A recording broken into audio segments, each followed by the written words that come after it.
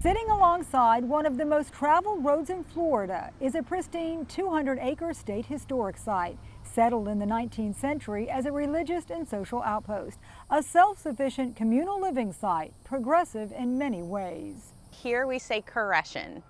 It comes from Koresh, which the gentleman who started the society, Cyrus Teed, translated his name Cyrus into Koresh from ancient translations, which pretty much means the next Messiah.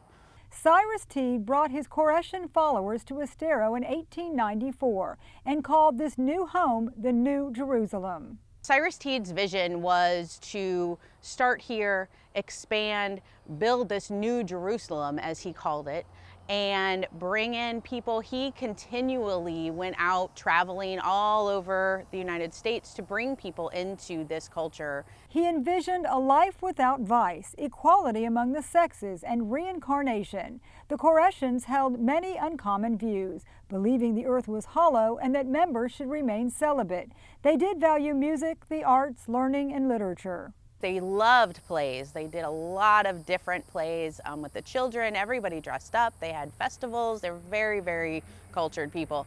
And they shared it with the community. Like, they were the first to really bring that to this area.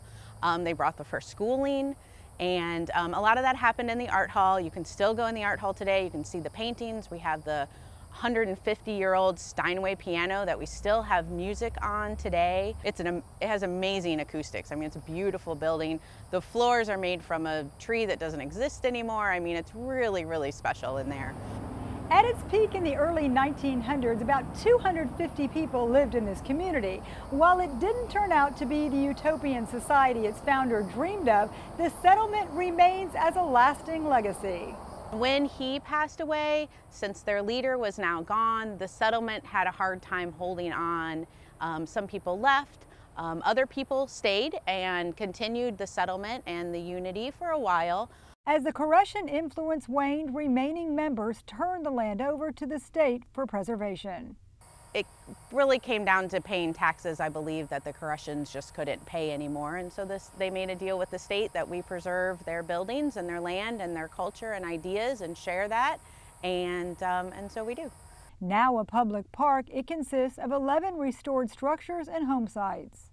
These are the generator building, small machine shop, large machine shop, and where we have a blacksmith. Visitors can step back in time, going inside buildings that made up the group's industrial park. They were pioneers in generating electric power. They had machine shops, made concrete, milled wood, had a publishing house, and much more.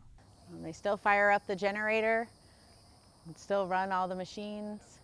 Only remnants are left behind, the beginning of a grand design. For a group which put faith in returning after death, their settlement has a second life.